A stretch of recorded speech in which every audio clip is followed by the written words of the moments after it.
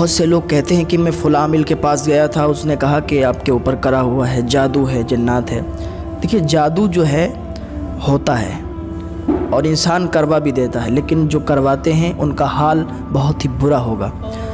جادو کئی قسم کے ہوتے ہیں۔ جو سب سے زیادہ طاقتور جادو ہوتا ہے وہ بھانومتی کا جادو کہا جاتا ہے۔ ایک کالی ماتا کا بھی جادو کہا جاتا ہے۔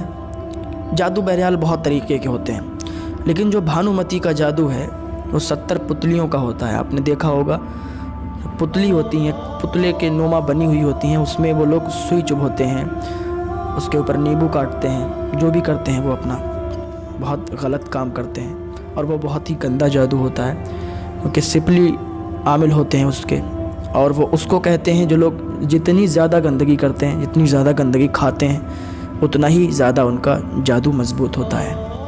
بہرحال تو اس جادو میں 70 پتلی ہوتی ہیں۔ اس کا اتنا پاور ہوتا ہے کہ جو بھانومتی کا جادو ہے اس میں 70 پتلیوں کا یہ راز ہے کہ اگر یہاں بیٹھ کر اور وہ کہیں کا بھی جادو کرے تو وہ کر سکتا ہے، کسی پر بھی کر سکتا ہے، لیکن اس کے لیے شرط یہ ہے یا تو ناخن ہو، یا تو بال مل جائیں، یا تو جس پر کر رہا ہے اس سے ریلیشن میں جو بھی چیز ہے کچھ نہ کچھ مل جائے۔ یہ تو ہو گیا بھانومتی کا جادو۔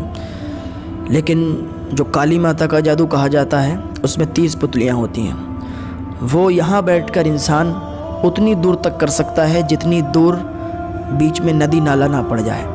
اگر بیچ میں ندی نالا پڑ گیا تو وہ جادو وہاں تک ختم ہو جائے گا، وہ وہیں تک محدود رہتا ہے۔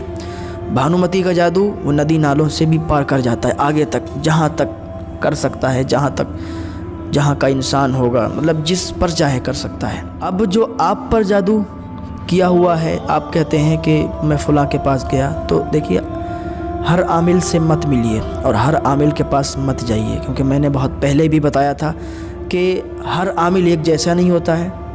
بہت سے عامل لوٹنے کے لیے بیٹھے ہیں جو لوگوں کو لوٹتے ہیں، بہت سے عامل ایسے ہوتے ہیں جو باقی کام کر کے دیتے ہیں اور ان سے پیسہ بھی نہیں لیتے ہیں زیادہ، سمجھ رہے ہیں، جتنا ان کا کام ہوتا ہے اتنا ہی پیسہ لیتے ہیں۔ اگر آپ کے اوپر جادو ہے، آپ کے کاروبار بند ہیں، ٹھپ ہیں، آپ کو ایسا لگتا ہے کہ کوئی بندش ہے، تو کسی عامل کے پاس مت جاؤ۔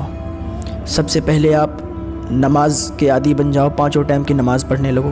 جب نماز پنجگانہ آپ ادا کرنے لگو، ایک وظیفہ کر لینا۔ اتنا آسان وظیفہ ہے اور اتنا طاقتور وظیفہ ہے کہ اگر اس وظیفے کو آپ نے کر لیا تو کسی عامل کے پاس جانے کی ضرورت نہیں ہوگی۔ عشاء کی نماز کے بعد 21 مرتبہ قل اعوذ برب الناس، یعنی یہ قل شریف آپ کو پڑھنا ہے 21 مرتبہ، اول اور آخر 7 مرتبہ درود شریف پڑھ کے۔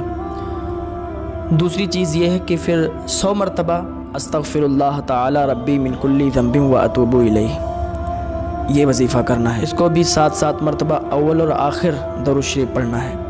یہ 2 وظیفے ہیں، عشاء کی نماز کے بعد کرو۔ اگر آپ کو لگتا ہے کہ آپ کے گھر میں جادو ہے، آپ کے گھر میں کوئی دقت ہے اور اس کی وجہ سے ہمارے کاروبار ٹھپ ہیں، رشتے نہیں آ رہے ہیں، یہ جو بھی دقت ہے، یہ وظیفے 2 وظیفے کرو، 40 دن یا 41 دن یہ وظیفے آپ کرو۔